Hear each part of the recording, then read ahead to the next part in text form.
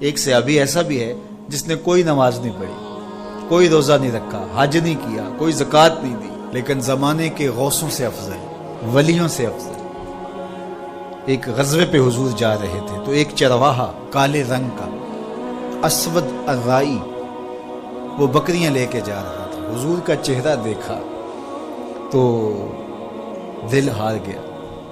حضور نے دعوت دین دی۔ اس نے کہا کہ میں ان بکریوں کا کیا کروں، یہ تو میرے مالک کی ہے۔ تو کہا کہ تم قلعے کے دروازے پہ جا کے اندر ہانک دو، جب آخری بکری چلی جائے تو تم واپس آ جانا۔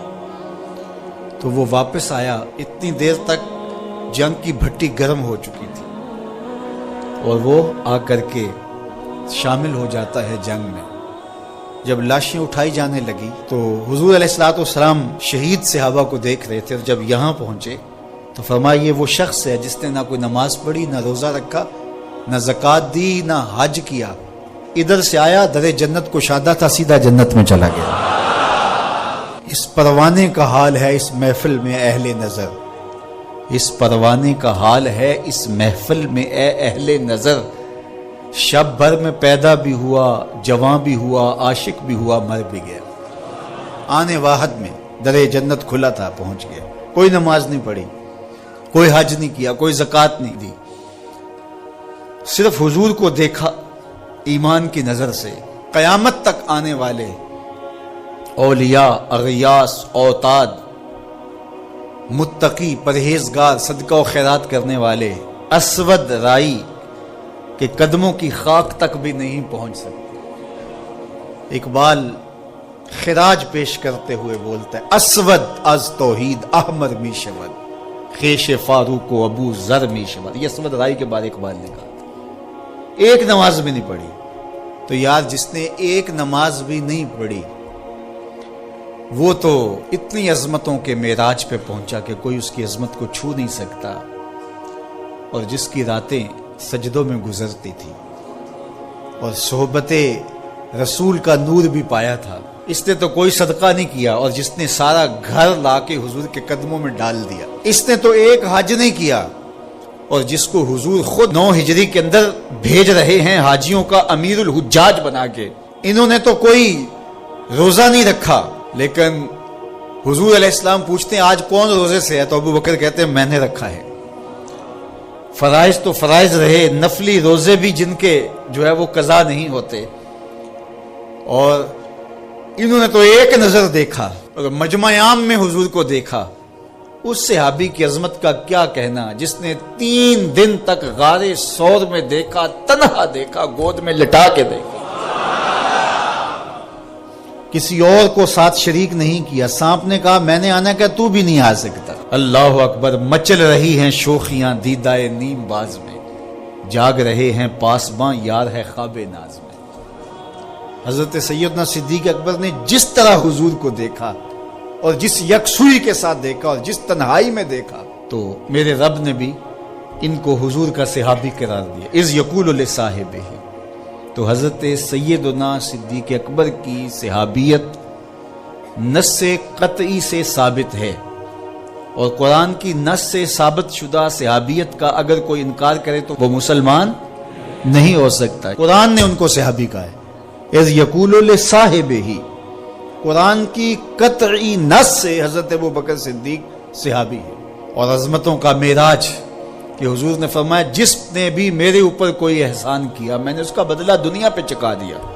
ابو بکر ایسے ہیں جن کے احسانات کا بدلہ کل قیامت کے دن رب ہی چکائے گا، رب ہی ان کو بدلہ دے گا۔ ہر گھر کے اندر لڑائی، الجھاؤ، میاں بیوی لڑ رہے ہیں، بھائی لڑ رہے ہیں، اولاد ماں باپ کی نافرمان ہے۔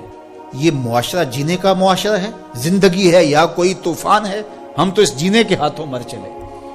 یہ کوئی زندگی باقی رہ گئی ہے کہ کسی پہ کوئی اعتماد ہی نہ ہو، ایک دوسرے کی ٹانگیں کھینچ رہے ہوں، سارے اوپر سے نیچے تک نفرتوں کے الاؤ جل رہے ہوں، اور معاشرہ تشتت و افتراق میں مبتلا ہو جائے۔ آج ہم اس عذاب میں مبتلا ہیں۔ اللہ کی ناراضگی کا یہ روپ ہے۔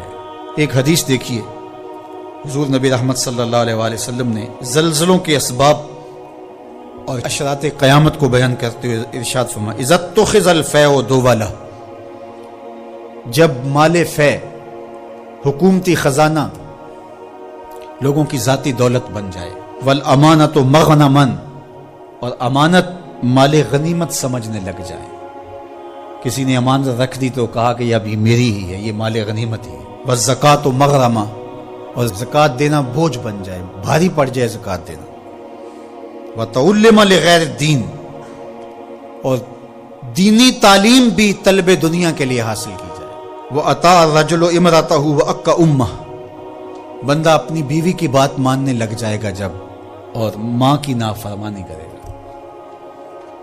بیوی کہے کہ مجھے یہ چاہیے تو 1 منٹ نہیں لگے گا، قرض بھی اٹھا لے گا، اور ماں کہے تو 100 بہانے کرے گا، حالانکہ ماں تو کہتی نہیں ہے، کبھی مجبور ہو تو اس کی زبان سے نکلے تو نکلے، لیکن اس کے لیے ماں بھاری پڑ جاتی ہے۔ وَأَدْنَىٰ صَدِيقَهُ وَأَقْصَىٰ أَبَاهُ، فرمایا دوست نیڑے ہوں گے، باپ دور ہو جائے گا۔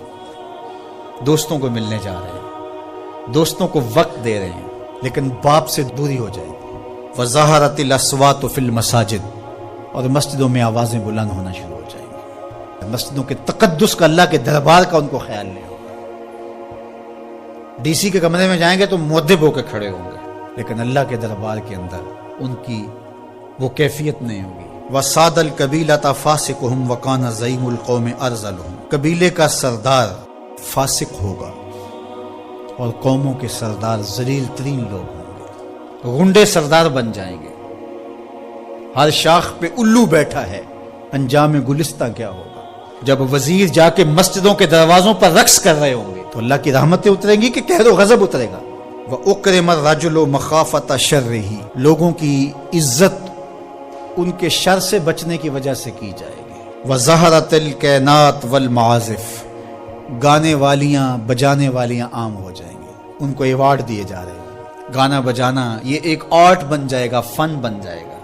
وَشُرِبَتِ الْخُمُورُ، اور شرابیں پی جانے لگیں گے۔ وَلَعَنَ آخِرُ هَٰذِهِ الْأُمَّةِ أَوَّلَهَا، اور اس امت کے آخری لوگ پہلے بزرگوں پر لعنتیں ڈالیں گے۔ آپ سوشل میڈیا اٹھا کے دیکھ لیں، 20 25 سال کے چھوکرے بیٹھے ہیں اور گالیاں کبھی امام غزالی کو دیتے ہیں، کبھی امام بخاری کو دیتے ہیں، کبھی بازید بستامی کی پگڑی پھاڑنے کی کوشش کرتے ہیں، کبھی ابن عربی کو کافر کہہ رہے ہیں۔ اور وہ داتا گنج بخش علی حجویری کہ اقبال نے کہا تھا خاک پنجاب از دمِ او زندہ گشت، پنجاب کی دھرتی نے ایمان کا نور جس وجود سے پایا ہے وہ علی حجویری کی ذات ستوتا سے۔ ان کو گمراہ بولا جا رہا ہوگا، کوئی اصحاب رسول کی دشمنی میں لگا ہوگا، کسی کے سینے میں اہل بیت کا بغض پل رہا ہوگا۔ فَلْيَرْتَقِبُوا عِنْدَ ذَلِكَ رِيحًا حَمْرَاءَ وَزَلْزَلَةً وَخَسْفًا وَمَسْقًا وَقَذْفًا، فرمایا جب یہ کیفیتیں ہو جائے تو پھر زلزلوں کا انتظار کرو، پھر سرخ آندیاں چلیں گی، پھر زمین میں لوگ دھنسیں گے بھی، شکلیں بھی تبدیل ہو۔ تو کیا یہ زلزلے کے جھٹکے اللہ کی طرف سے تنبیہات نہیں ہیں؟ نہ سمجھے تو وہ ایک گاڑی کے پیچھے لکھا تھا عقل نہ ہوئے تو موجیں ہی موجیں، اگر نہ سمجھے تو یہ جھٹکے زلزلے کے ہمیں جھنجھوڑیں گے نہیں، ہم اگلے دن پھر اسی طرح کے ہوں۔